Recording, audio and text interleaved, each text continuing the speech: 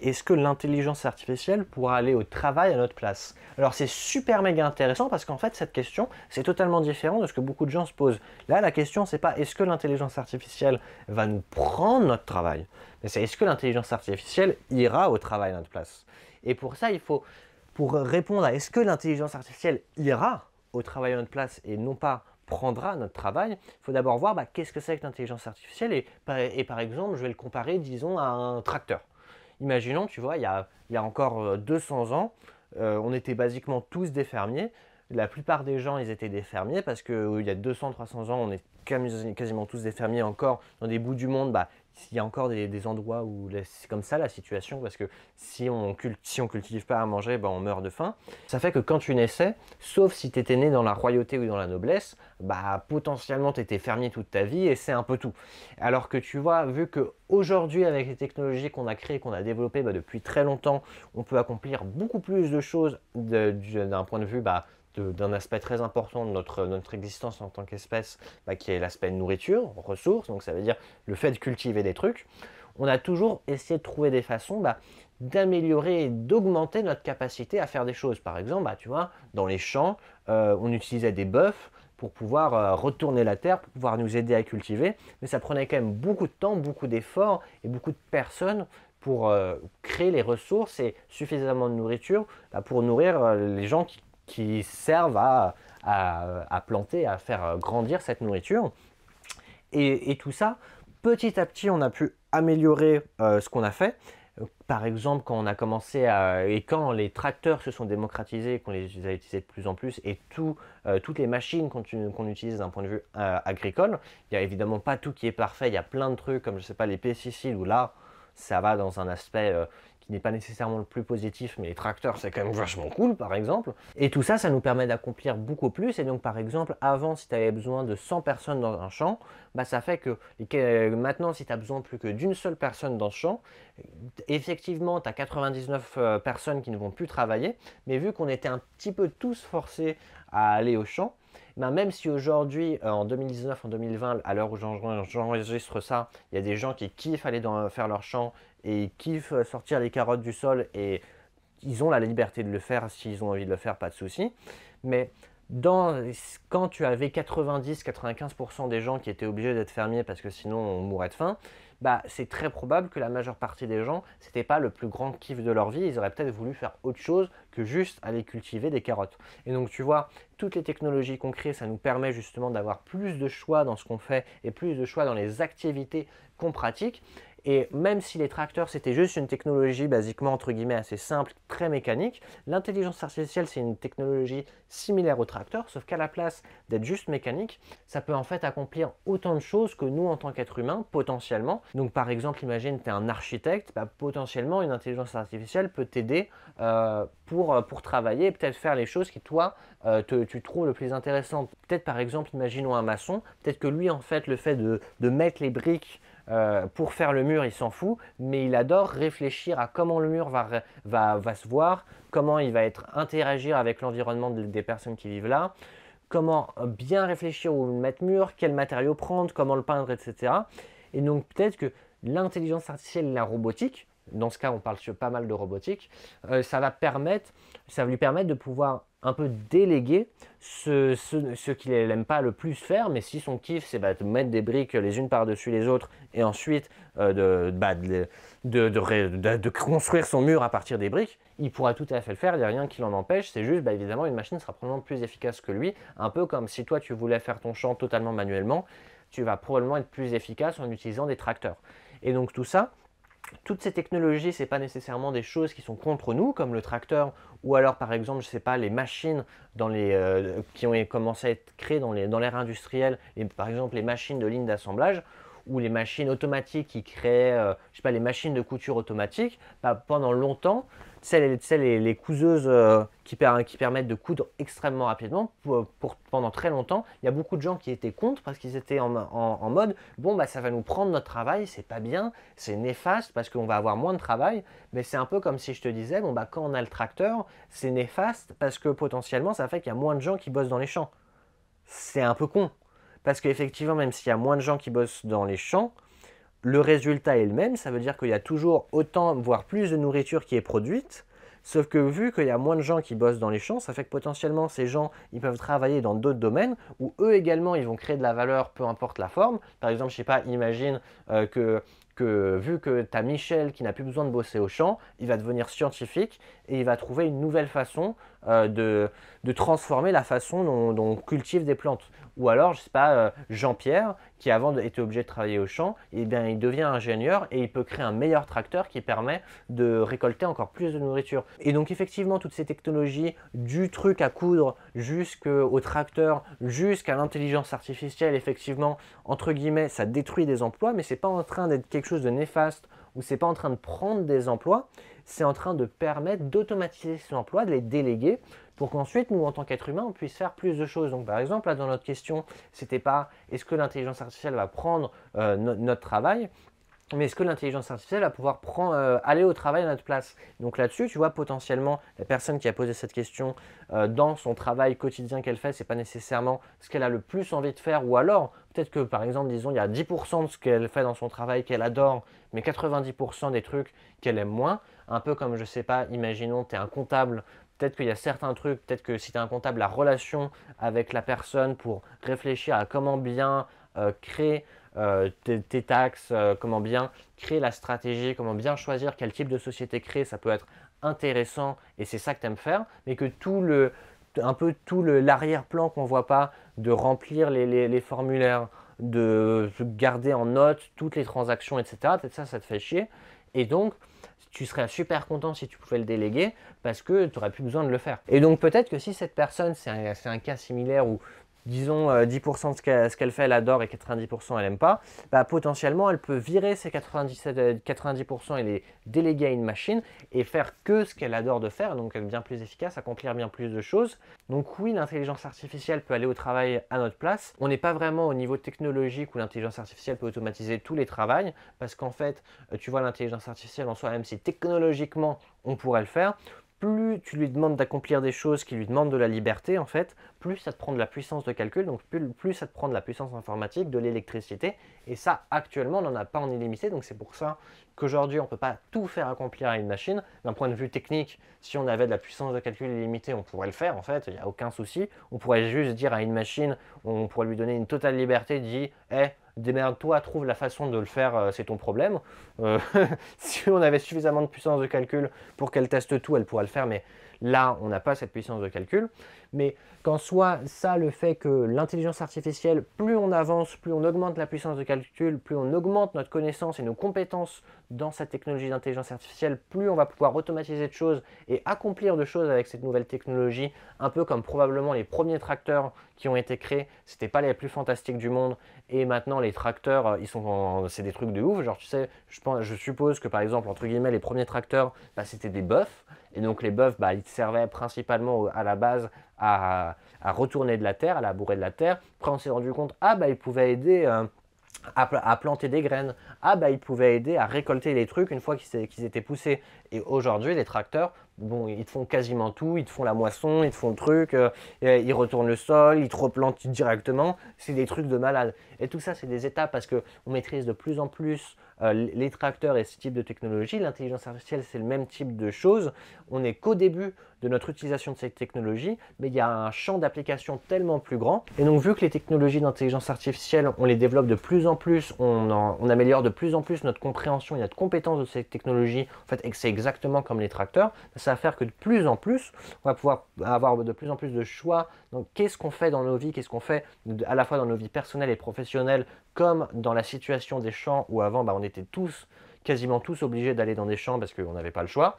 Et que là, effectivement, l'intelligence artificielle pourra faire tout ce qu'on n'aime pas dans nos activités, mais que tout ce qu'on apprécie faire, même si une machine peut potentiellement l'accomplir, on pourra le faire parce que vu qu'il y aura beaucoup moins de pression sur qu'est-ce qu'on doit accomplir pour, entre guillemets, vivre et pour, entre guillemets, se développer, vu qu'il y aura beaucoup moins de pression sur ce point, bah, il y aura beaucoup plus de liberté sur qu'est-ce qu'on peut faire, même si au final, ce qu'on fait, c'est pas le plus efficace. Un petit peu comme, je sais pas, imagine quelqu'un qui fait son champ et qui fait tout manuellement. Bon, bah, aujourd'hui, c'est pas le plus efficace, mais de plus en plus, et donc beaucoup de ces agriculteurs, ils ont du mal parce qu'ils doivent gagner de l'argent pour vivre.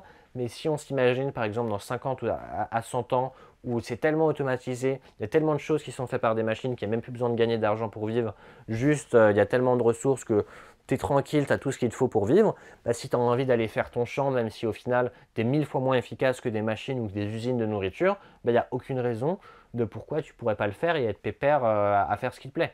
Donc ça, oui, les intelligences artificielles, elles vont pouvoir aller au travail à notre place. Évidemment, ça va se manifester de plein de façons différentes. Ça ne va pas être un robot qui va genre se lever le matin, qui va y aller à 8 h du matin à ton travail et qui va revenir à 17 h. Et encore, ça c'est une courte journée. Et qui est, voilà, parce qu'en soi, une intelligence artificielle, pas besoin de dormir, pas besoin de se reposer. Elle fait ce que tu lui demandes de faire.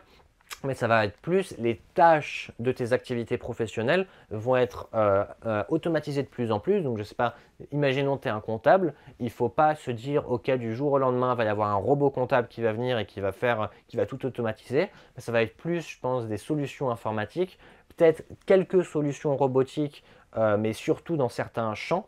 Par exemple, je sais pas, dans les entrepôts d'Amazon, tu as plein de robots qui aident vachement les ouvriers à transporter les colis et à faire que quand tu commandes quelque chose sur Amazon, tu le reçoives chez toi.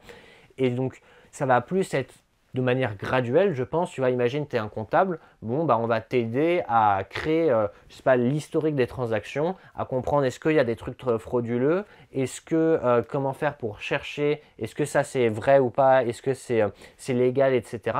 Je pense que ça va tout ça, comme les tracteurs, ça va se passer de manière petit à petit, mais du jour au lendemain, un peu comme avec, par exemple avec notre utilisation d'Internet. Je ne sais pas si tu regardais en l'an 1990, l'Internet, on ne savait même pas ce que c'était même pas vraiment en train d'exister, mais tu regardes genre en 2000, on était en mode l'Internet.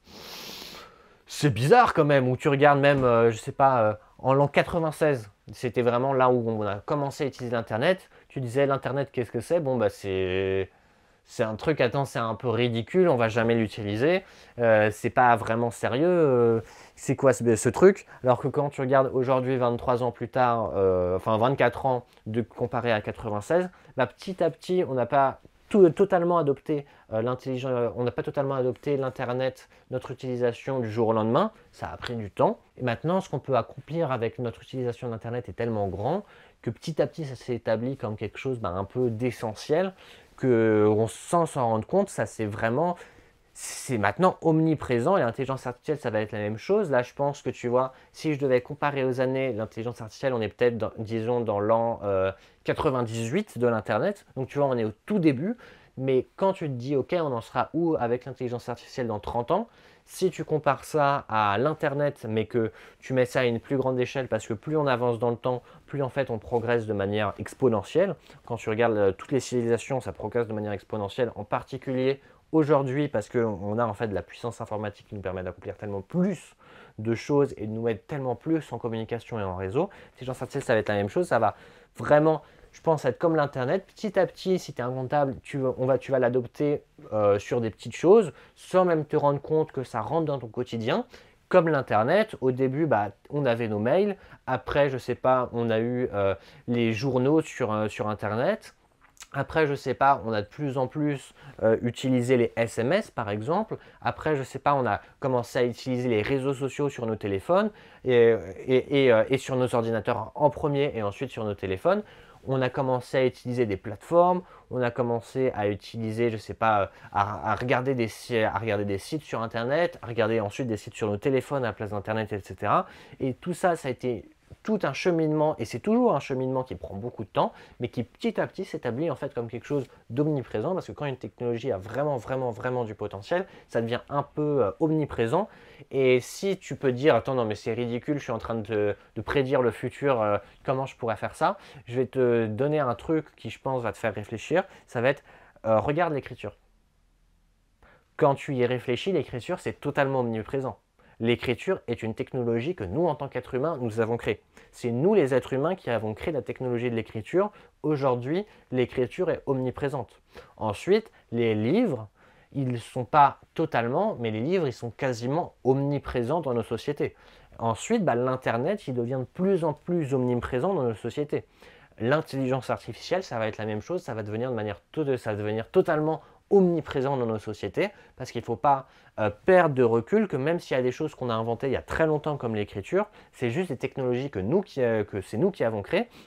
qui avaient beaucoup de potentiel et qui nous apportaient beaucoup de valeur, et qui grâce à ça, on les a adoptés de manière massive. Ça a pris beaucoup de temps, hein, l'écriture, quand on a commencé à l'utiliser, c'est pas du jour au lendemain qu'on s'est mis à tous l'utiliser, ça prend beaucoup de temps, mais après ça devient omniprésent, et c'est pas quelque chose nécessairement néfaste pour nous qui fait que ça va nous prendre du travail, que ça va nous prendre de l'efficacité. Par exemple, l'écriture, c'est pas nécessairement quelque chose qui faisait que les gens qui parlaient directement avec les gens en face à face, ils avaient moins de travail. Ça leur permettait juste d'avoir un différent médium, une différente façon de travailler. Entre guillemets, ils pouvaient automatiser le fait de devoir, par exemple, prendre des notes sur quelque chose d'historique et qui devait aller le dire à chaque personne qui voulait cette information. Il pouvait juste le noter une fois et ensuite chaque personne pouvait lire le texte et avait accès à l'information. C'est fantastique. Tout ça, c'est des technologies que nous, en tant qu'êtres humains, on a créées. Ce n'est pas des technologies avec lesquelles on est né, ce n'est pas des technologies acquises, c'est des technologies qu'on crée, comme l'impression, comme les tracteurs, comme Internet, comme l'intelligence artificielle. C'est pas néfaste, ça nous permet juste d'accomplir beaucoup plus de choses dans nos vies, à la fois dans nos vies personnelles, professionnelles, et ça prend du temps, mais ça devient de plus en plus adopté, et ça s'adopte de plus en plus de manière un peu sans qu'on s'en rende compte, mais je pense que si on regarde, je sais pas, cet épisode en l'an 2060, je pense que tu verras que ce que je suis en train de te dire, c'était pas du bullshit, et que tu seras en mode « Ah, en fait, c'est un peu comme les gens qui me disaient en 96 que l'Internet, va y avoir une adoption massive, ou un peu peut-être comme les gens il y a 5000 ans qui te disaient l'écriture, dans 2000 ans, ça va être big. Je peux te dire l'écriture dans 2000 ans, ça va être big, et je pense que moi également, je peux te dire dans 50 ans, l'intelligence artificielle, ça va être big. Je pense beaucoup plus big que l'Internet qu'il est aujourd'hui, et également, c'est évident, que Internet également, vu qu'on est au tout début, ça va être beaucoup plus big également dans 50 ans que ça ne l'est aujourd'hui. C'est juste de l'adoption petit à petit qui fait qu'on utilise au mieux ces technologies et qu'on trouve les façons d'employer ces technologies. Parce qu'aujourd'hui, on n'a aucune idée de comment employer l'Internet à son plein potentiel. On n'a aucune idée de comment utiliser l'intelligence artificielle à son plein potentiel. Même on pourrait dire qu'on n'a aucune idée de comment utiliser l'écriture à son plein potentiel. On n'a aucune idée de comment utiliser les tracteurs à son plein potentiel. Mais ça vient, ça prend du temps. Et c'est uniquement du positif. Il y a toujours des dérives. Évidemment, je sais pas, il peut y avoir des gens qui utilisent l'écriture pour faire des textes de propagande. Il peut y avoir des gens qui utilisent des tracteurs comme, je sais pas, pour écraser des gens. Mais il peut y avoir une mauvaise utilisation des technologies qu'on crée, mais en soi, la technologie, c'est que du positif parce que ce qu'on adopte de manière massive, c'est principalement ce qui est positif pour nous. J'espère que tu as apprécié cet épisode d'Ask About AI. Tu vois, je suis allé assez loin là. J'espère, dis-moi ce que tu en penses parce que d'habitude, je ne vais pas aussi loin et je parle moins que dans cet épisode. Si tu as envie qu'on en discute, on peut le faire dans les commentaires YouTube.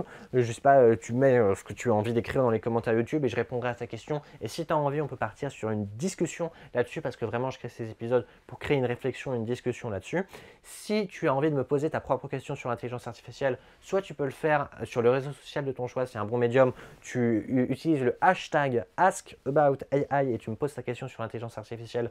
Et si je la vois, j'y répondrai dans le prochain épisode d'Ask About AI. Sinon, tu peux également me poser ta question dans les commentaires YouTube, juste tu me poses ta question et j'y répondrai dans le prochain épisode. Tu peux également mettre un pouce sur cette vidéo, c'est en bas à droite de la vidéo pour qu'elle soit plus mise en avant et que plus de personnes la voient. Tu peux également en bas à gauche de la vidéo t'abonner à ma chaîne YouTube pour ne pas rater les prochains épisodes d'Ask About AI. Et si tu t'es abonné, tu peux cliquer sur une petite icône de cloche et en fait ça te permet, si tu as envie de recevoir des notifications, de recevoir une notification chaque fois qu'un nouvel épisode sort, et comme ça tu es dans les premiers à regarder les épisodes. Tu n'es pas obligé, hein, mais c'est juste si toi tu aimes les notifications, tu peux. Et finalement, je te souhaite une excellente journée et je te retrouve dans le prochain épisode d'Ask About AI. Excellente journée.